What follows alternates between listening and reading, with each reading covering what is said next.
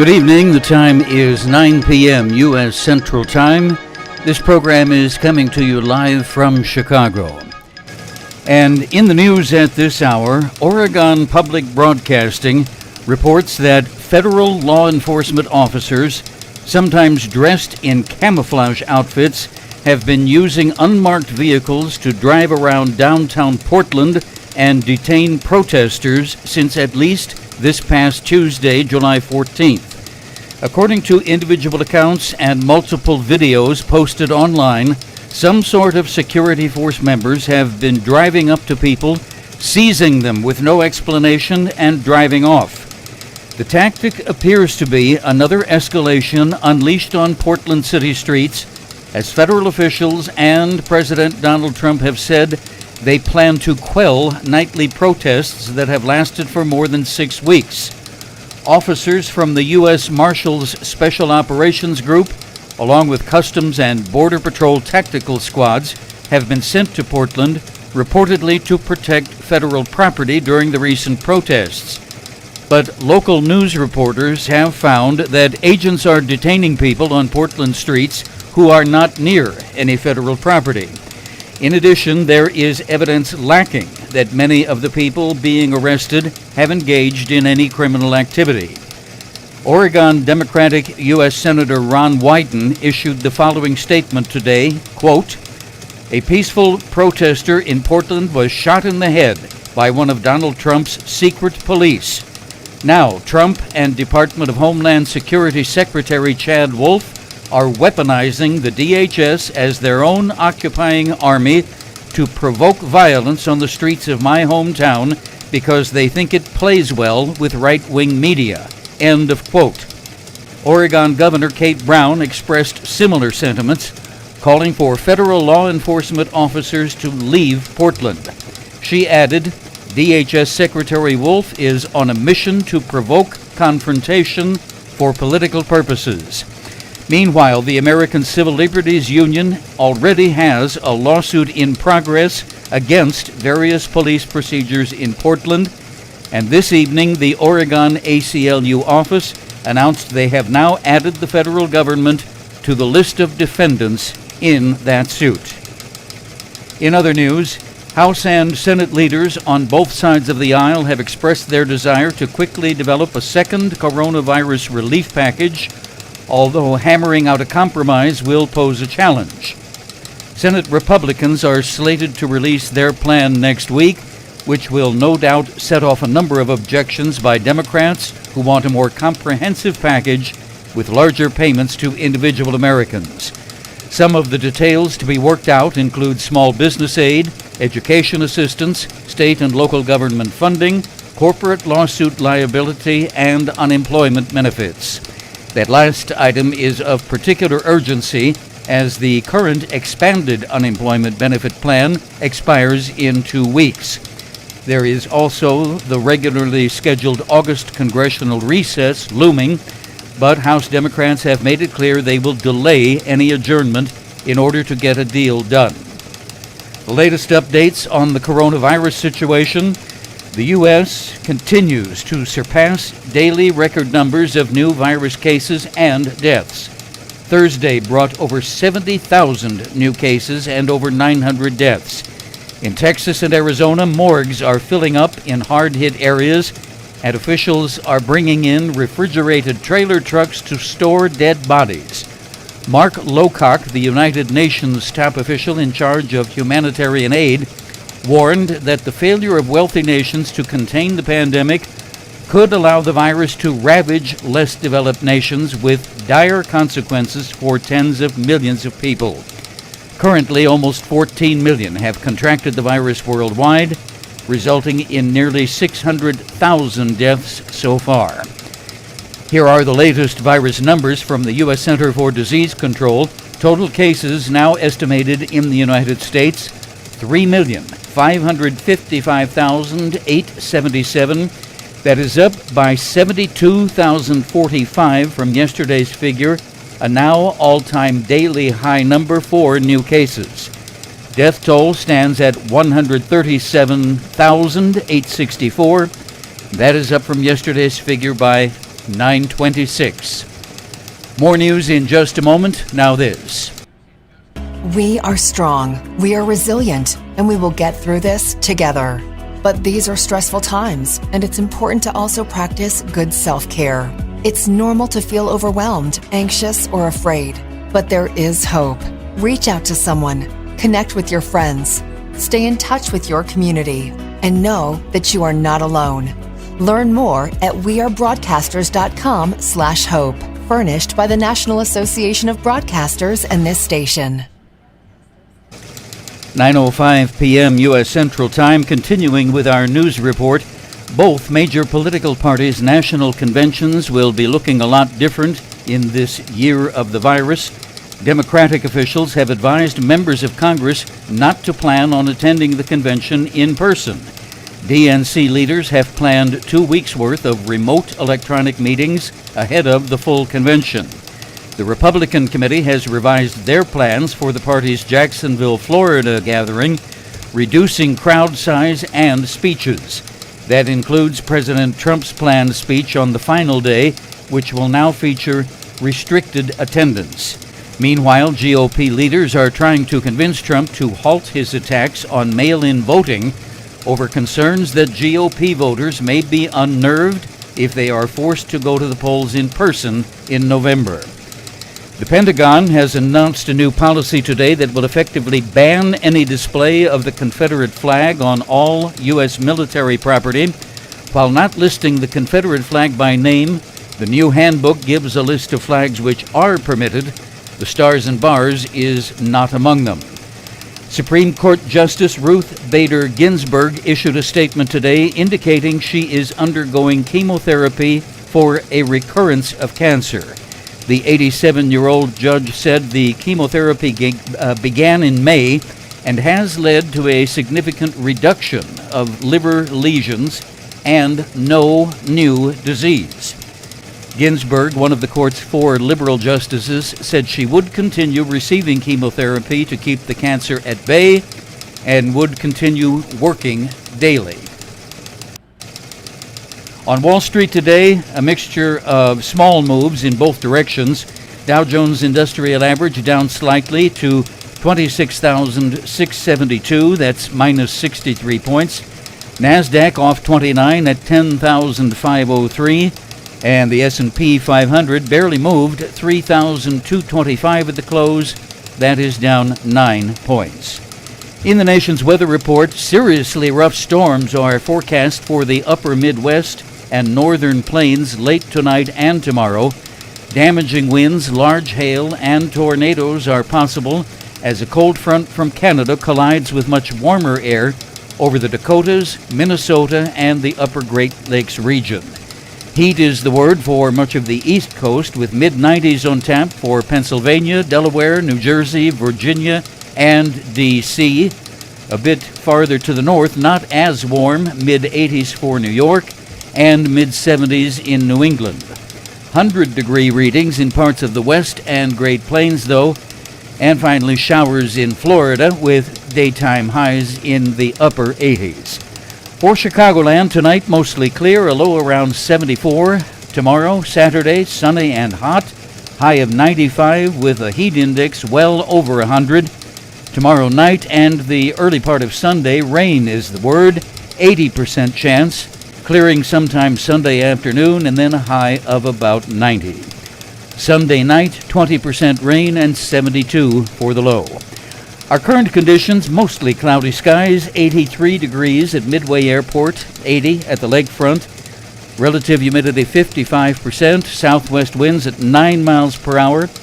AccuWeather radar is all clear for several hundred miles in all directions. Time is 9:09 p.m. and once again here at Radio City we have 80 degrees. Live from Chicago, Variety Broadcast presents Radio Classics. Now, here's your host, Tom Edwards.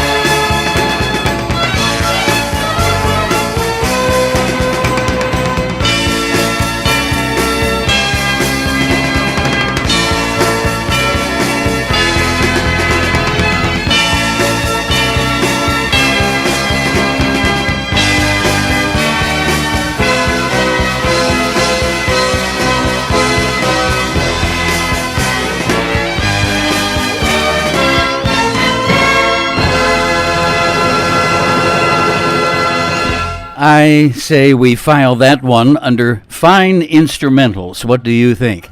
The Assembled Multitude is the name of the group, and it is the overture from the rock opera Tommy. And I think that is also a one-hit wonder, if memory serves. But boy, what a hit that was in the, sometime early to mid-'70s, if memory serves. I have books that tell you all of that stuff. Excuse me. It tells me the exact date that a song came onto the market and when it was first introduced onto the song charts and how high it went and all of that. But, if I get into the habit of keeping that book in front of me and thumbing through it, that's probably all I will do, because I get too deeply involved in all of that record trivia, and then I'll never be able to concentrate on what I'm doing. Well, how are you tonight? Huh? Nothing but good news, as usual. I say that, like I meant it tongue-in-cheek, but I don't. In all seriousness, just very worrisome news tonight, although one thing that was quite encouraging, the ACLU wasted absolutely no time on what is happening in Oregon.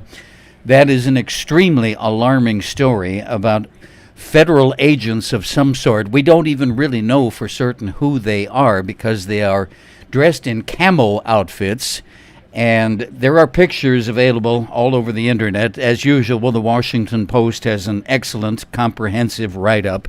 They've got photographs of them in camo outfits and wearing gas masks and visors and so forth, so you can't tell who they are. They've got unmarked vans.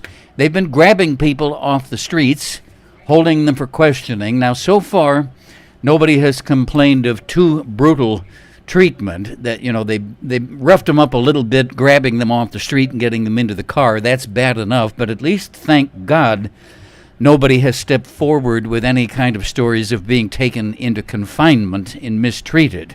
And let's hope it doesn't go there. But I brought up the ACLU because they had a lawsuit in the pipeline already against the various police agencies in Portland and the tactics that they have been unleashing upon protesters, including firing rubber bullets, those great big things that hit people in the head and sometimes hit them in the eye and permanently damage their eye, blind them, sometimes gives them a concussion, and in some cases, if they're too close when they're firing those things, they can fracture a skull.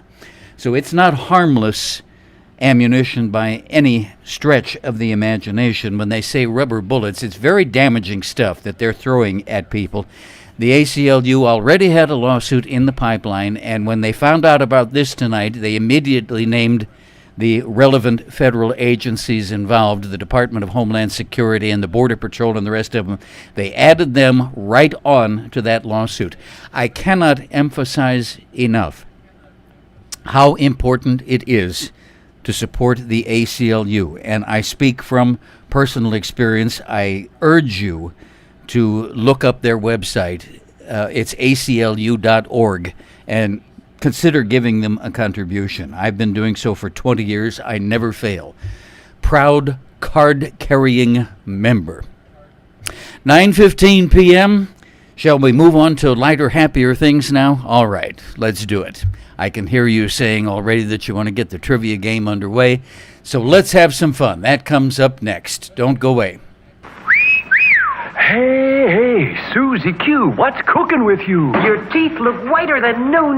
My teeth aren't new, but my toothpaste is new Pepsodent. Get with it, kids. New package, new flavor, new formula, too. Means brighter smiles for me and you. You'll wonder where the yellow went when you brush your teeth with Pepsodent. The new formula with IMP gets teeth much whiter. You can see it cleans the stains and film away, while Irium fights tooth decay. You'll wonder where the yellow went when you brush your teeth with Pepsodent. The taste is new, so fresh and clean. That new taste really lasts, it's keen. And while it makes your smile a rave, it also makes your breath behave. So start going steady right away with Pepsodent.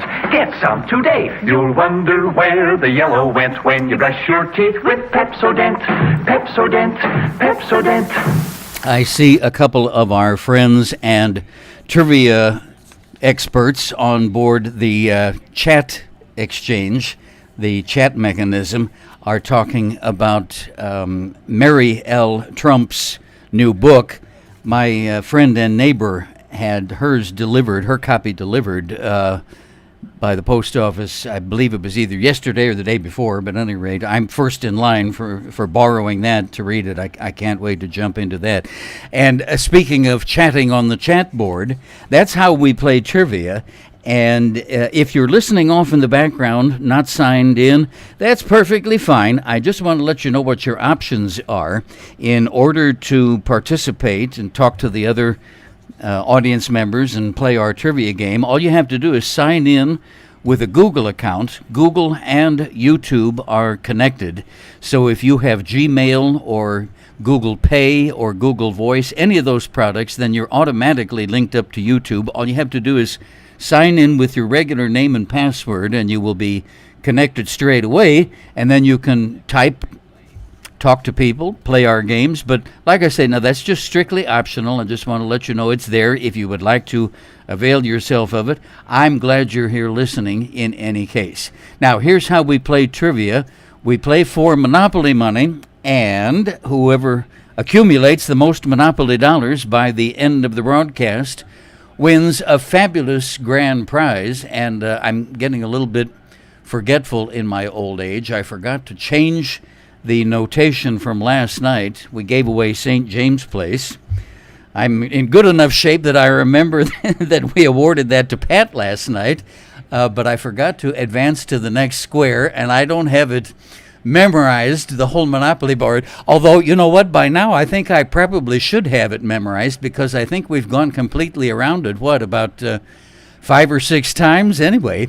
And as I'm talking, I'm stalling, and I'm clicking on my computer, and I'm pulling up the relevant information, and now I have it.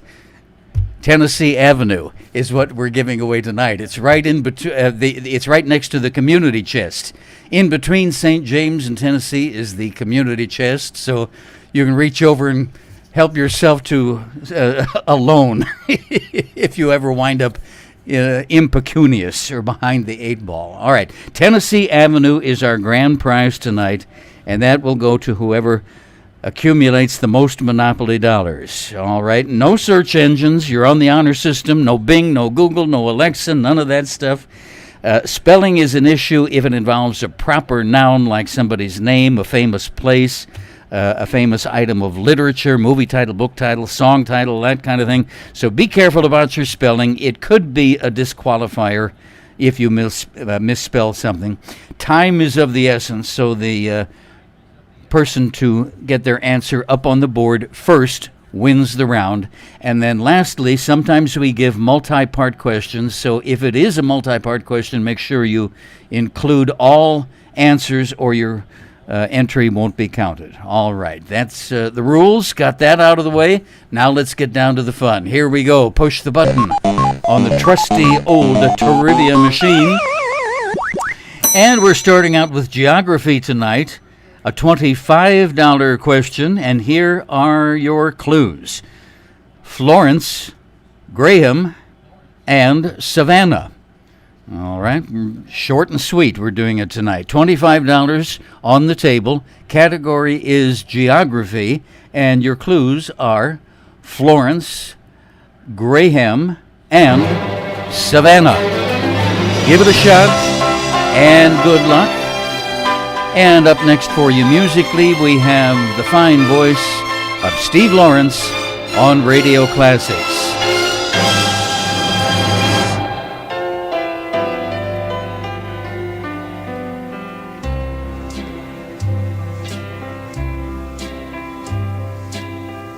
There could never be a portrait of my love, for nobody could paint a dream. You will never see a portrait of my love, for miracles are never seen.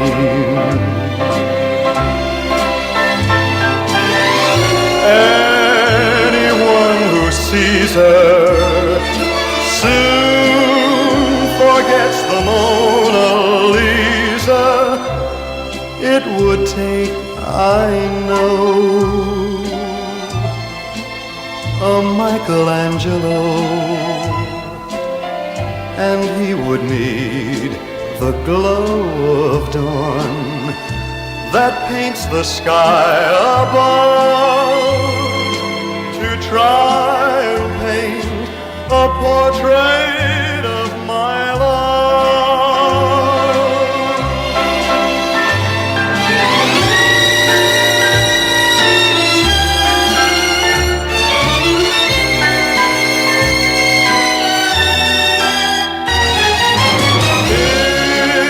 It would take, I know,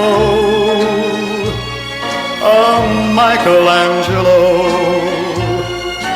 and he would need the glow of dawn that paints the sky above to try and paint a portrait of my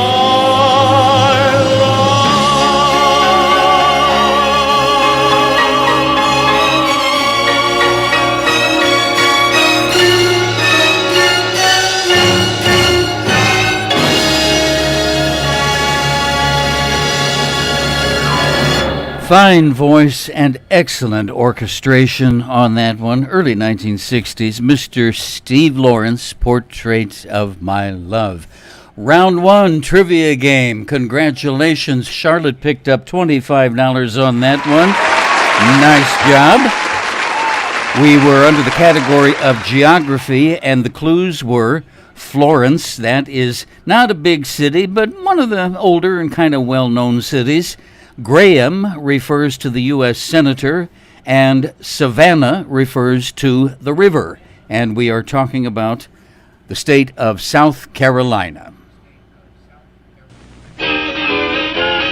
Hot dogs, Armour hot dogs. What kind of kids eat Armour hot dogs? Fat kids, skinny kids, kids who climb on rocks, tough kids, sissy kids. Even kids with chicken pox love hot dogs. Armour hot dogs. Hot dogs give love, feel fight.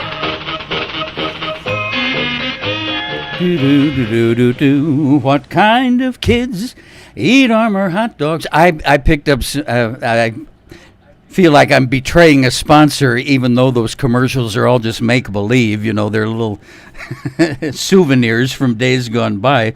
What I was going to say is I've polished off the last out of a pack of Hebrew National Franks last night. So I've kind of had my fill of hot dogs for a while, but boy, they were good.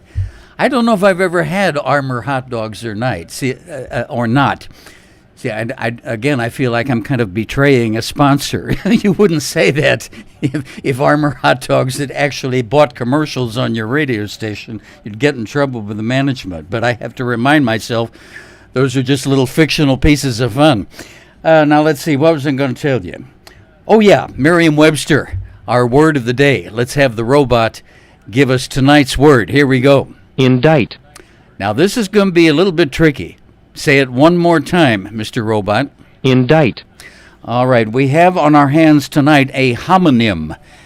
And I confess I never realized this. This is not indict as in press criminal charges.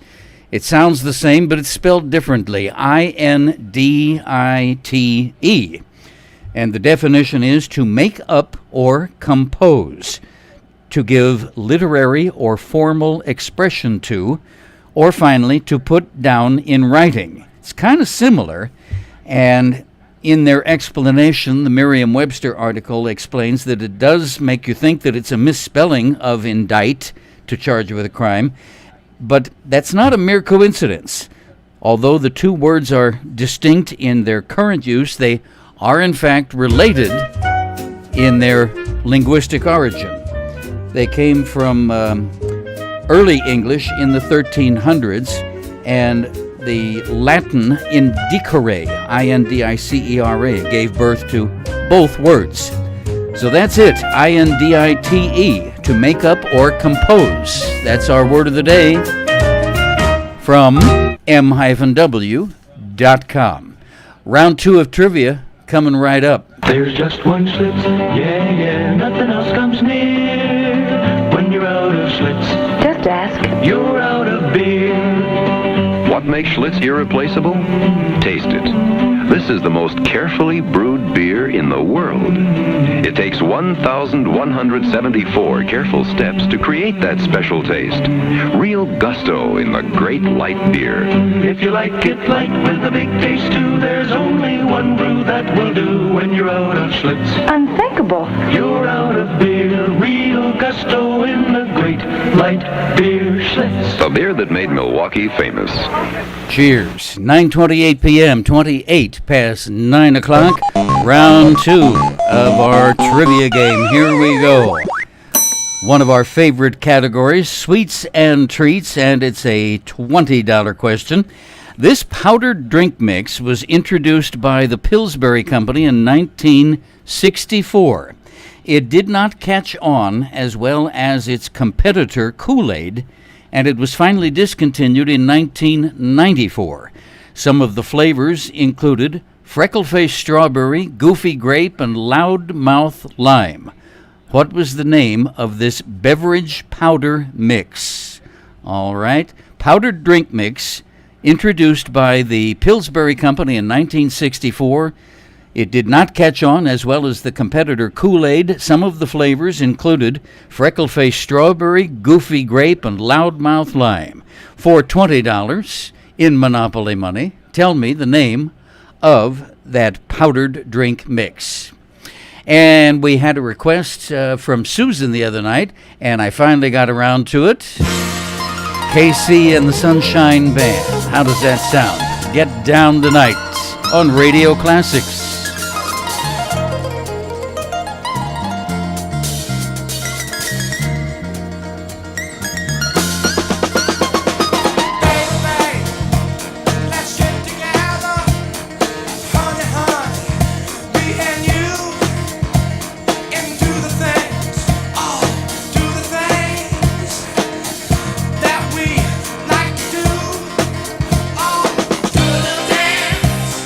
Make a love.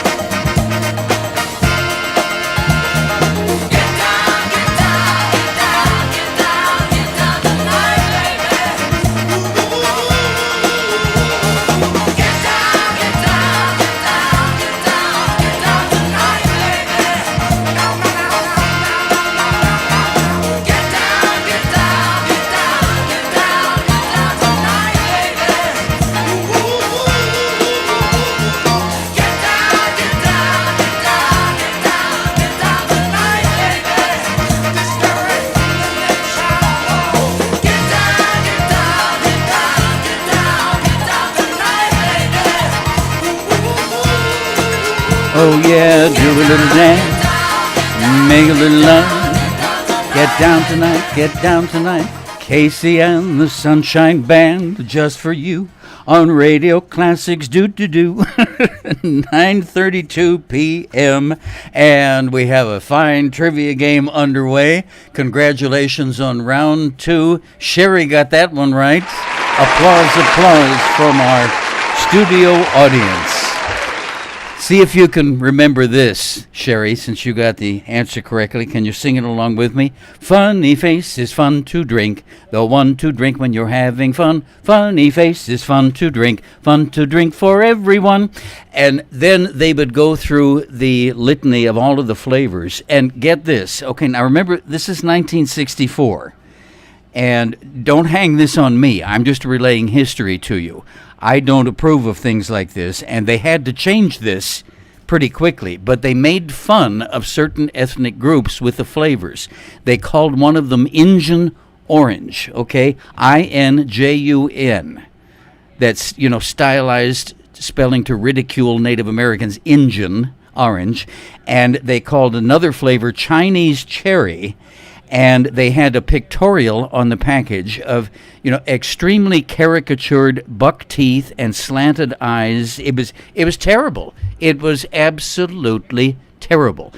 It was 1964, and even back then, it raised many, many eyebrows, and a lot of people were offended. And it took about a year, and was it, I think, Pillsbury Company? I believe it was. They changed it. They changed the orange flavor to a character called Ollie, as in Oliver. They called him Ollie Orange, and they changed the cherry flavor to Choo Choo Cherry, and they made him a train engineer. But can you believe that? As recently as 1964, and they were still doing stuff like that. It was terrible.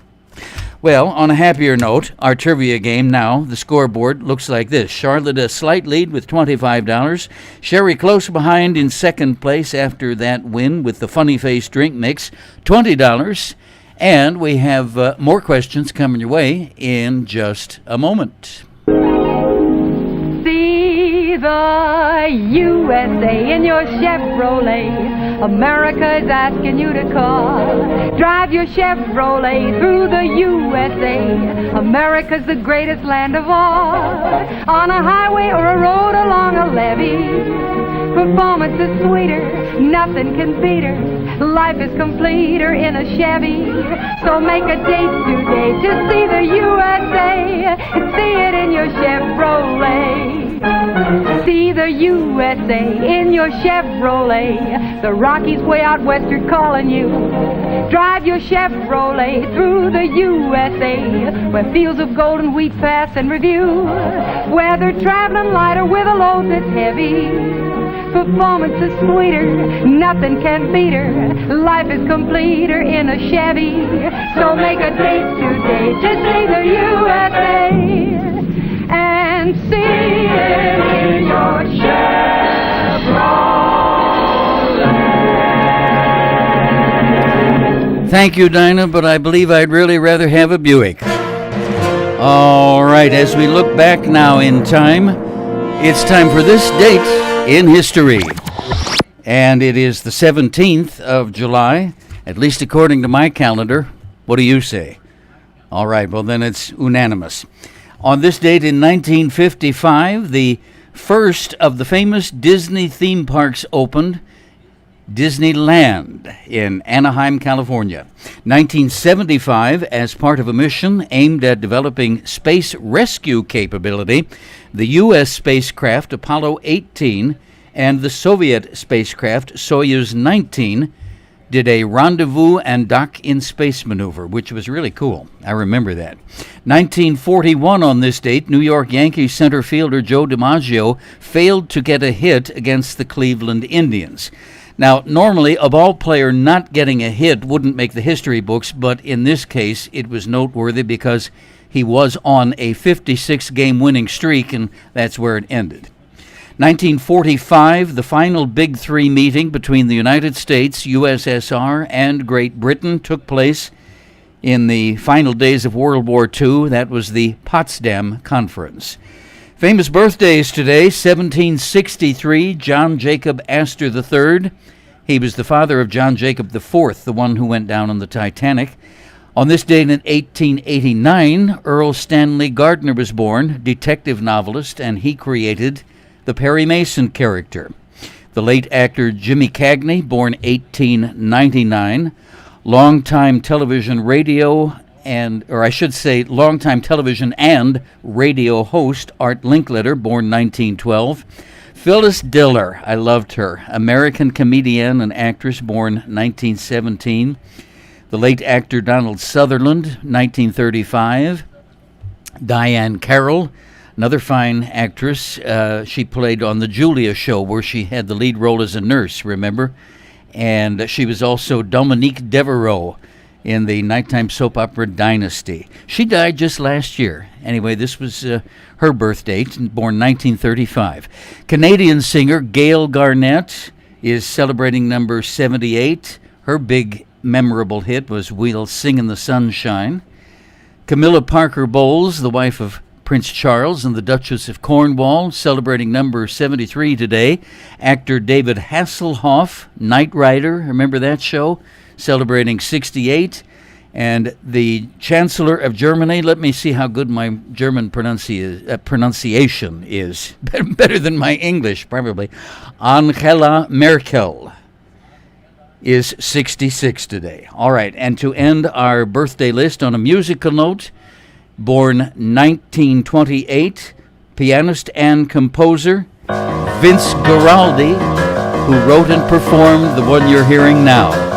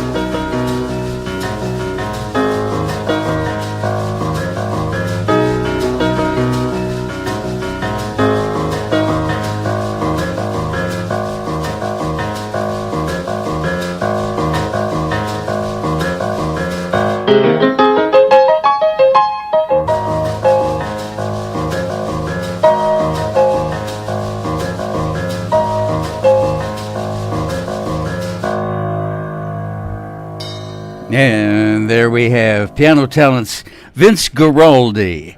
Well, all of our trivia mavens, it's lucky for you that that was not a Name That Tune question, because although you were very definitely in the right church, you were all sitting in the wrong pew. Yeah, it's from the cartoon show Peanuts and Charlie Brown and Linus and Snoopy and all of that. But the exact title of that is Linus and Lucy. I wish I'd known. I could have stumped yous all on that one. The little bird, I see that Nicole was asking about that. His name is Woodstock. Isn't he a little parakeet or something like that? Another cute cartoon character. Snoopy's little friend, the bird, yeah. All right, well, you know what? Speaking of Name That Tune, I'm looking down the list here, and it is time for our audio question as we begin round 3 of trivia. All right, get your thinking cap on and turn your volume up just a little bit and get ready to type. I can't give you too much of a hint on this one because I think the song is going to be pretty easy. Give it away. A number 1 hit in 1973. All right, now as always, it's a two-parter because we need singer and song. So please make sure you include both singer and song to make sure your entry is not disqualified. Okay? Here's your audio. Listen carefully. She's 41 and her daddy still calls her baby. All the folks round Brownsville say she's crazy. 'Cause she walks down. And now, here's more of Radio Classics with your host, Tom Edwards.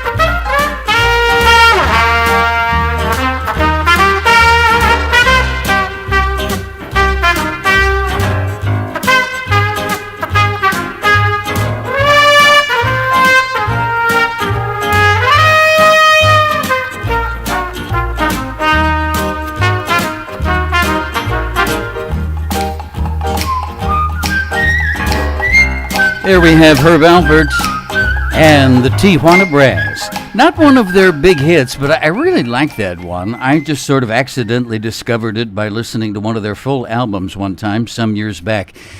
Acapulco 1922 is the name of that. All right, we have a trivia winner for this round. Tell you all about it in just a moment. When it says Libby's, Libby's, Libby's on the label, label, label, nothing's better, better, better on your table, table, table, 'cause we think you'll agree. It's hard to find a canned vegetable that's younger, tender, rounder, sweeter, redder, moister, brighter, crisper. On the Libby's label is a note that says we challenge you to find a better can of vegetables. Because we think you'll agree, it's hard to find one that's younger, tender, rounder, sweeter, redder, moister, brighter, crisper, young. All right, congratulations to Trivia Round 3 winner. That would be Nicole. The singer and song we were looking for on our Name That Tune. Helen Reddy is right. Delta Dawn. Flower you have on, could it be a faded rose from days gone by? And did I hear you say he wasn't meeting you here today to take you to his mansion in the sky? She's 41 and her daddy still calls her baby. All the folks round Brownsville say she's crazy, 'cause she walks downtown with her suitcase in her hand, looking for a mysterious dark-haired man.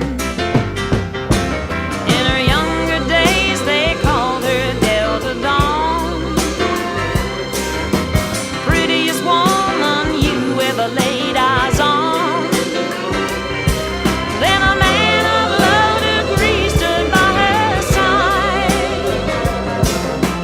promised her he'd take her for his bride. Delta Dawn, what's that flower you have on? Could it be a faded rose from days gone by? And did I hear you say he wasn't meeting you here today to take you to his mansion in the sky? Delta Dawn, what's that flower you have on? Could it be a faded rose from days gone by?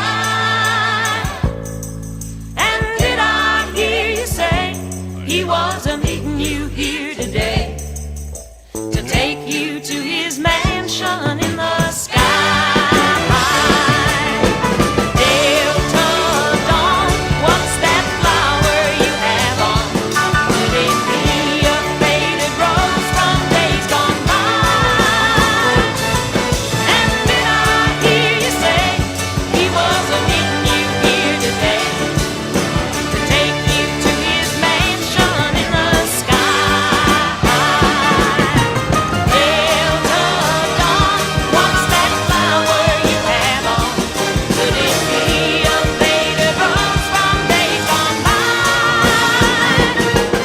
And did I hear you say he wasn't meeting you here today to take you to his mansion in the sky?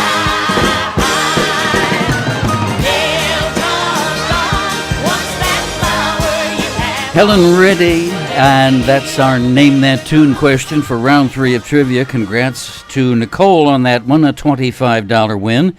And our scoreboard now looks like this. Charlotte and Nicole are tied for first place, 25 apiece. And then Sherry is in second place with 20. So I guess we need a tiebreaker, don't we? All right, we'll do that in just a moment. Don't go away.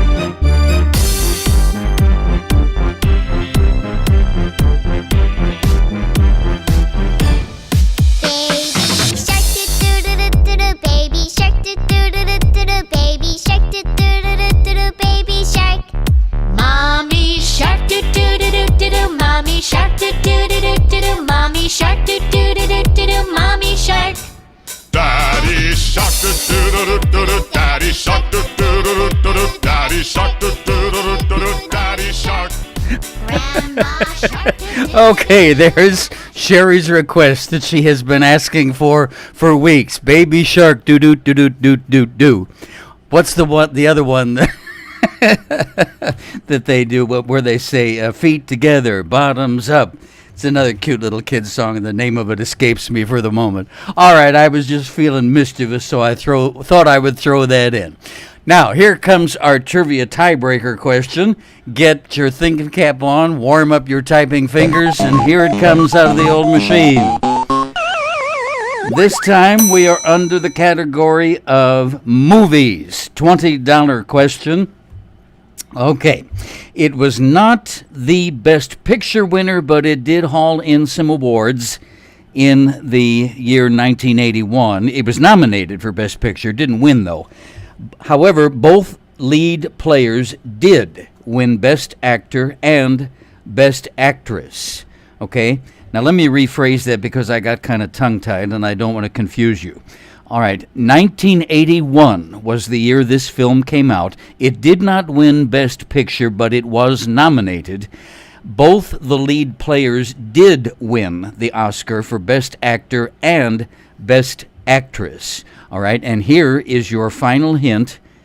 Henry, Catherine, and Jane. Name the movie. Good luck.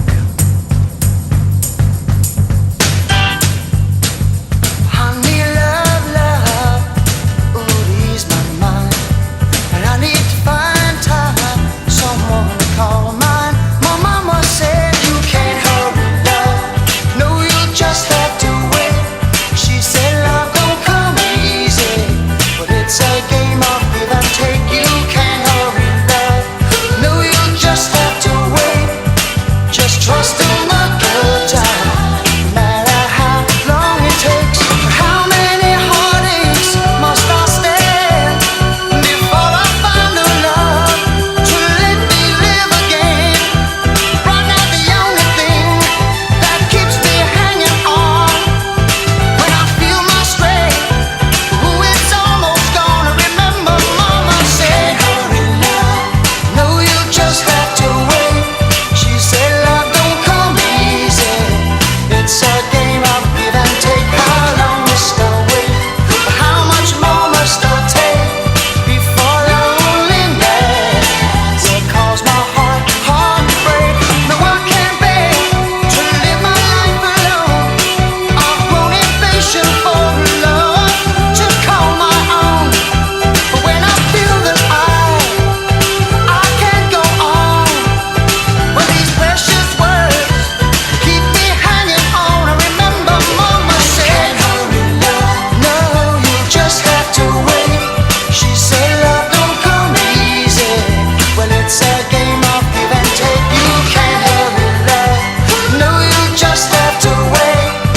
Just trust in the good time, no matter how long it takes. And I break. Now love, it don't come easy, but I keep on waiting, anticipating for that soft voice to talk to me at night, for some tender arms, hold me tight. I keep waiting, till that day, but it ain't easy, no, you know it ain't easy. My mama said you can't hurry love, no, you just have to wait. She said love don't come easy, but it's a game of give and take. You can't hurry love, no, you just have to wait. She said love don't Radio Classics bringing you the voice of Phil Collins with Baby Shark. Do. No, that's not what it is at all. It's You Can't Hurry Love. I just remember the other little kitty tune that they have on video that's so popular on YouTube. Tootie-ta. Arms up, feet together, knees apart, bottoms up, a tootie-ta, a tootie-ta. Don't ask me what I was doing watching that late at night at 1:00,000 in the morning with nothing else to do. All right, congratulations. Our winner for that round is Scott. Hooray, hurrah. Good job. The movie that we were looking for, 1981. Your final hint that I gave you was Henry, Catherine, and Jane. Henry Fonda, Katharine Hepburn, and Jane Fonda. The movie was indeed On Golden Pond. Nice $20 win for Scott. That didn't solve our problem of a tie, though, so let's try one more before we cut out for the night. Here comes another question. It'll be the last one we can do tonight. $25. This time we're under the category of TV trivia. This adventure and action series began in 1983 on NBC and ran for 5 seasons. It was a shoot-'em-up show, but it was cartoonish. Machine guns, dynamite, hand grenades, all kinds of shooting and explosions, but nobody ever got killed or even seriously hurt, kind of like Batman, you know? All right, now here's your last and biggest clue. Shut up, fool. Name the show.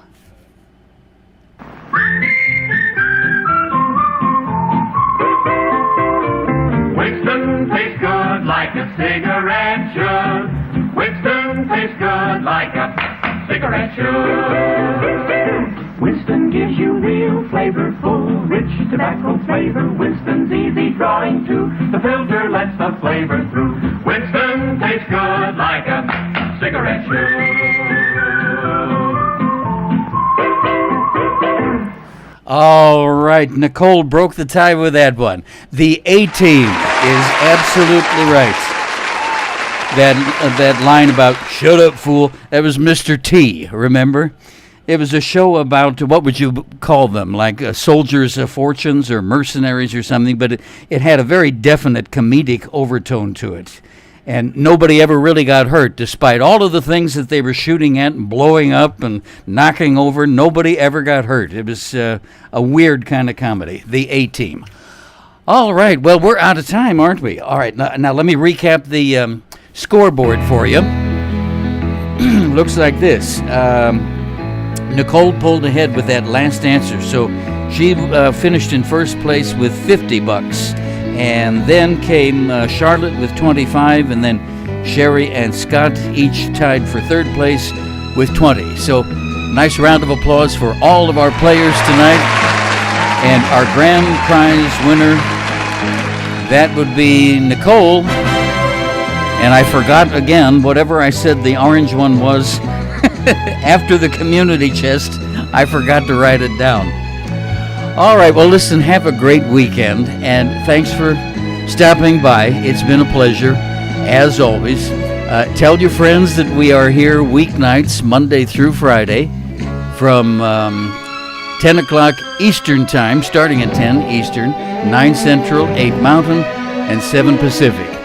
All right, now you heard the news, the bad news tonight. The virus cases are just going up dramatically. We have broken 70,000 now.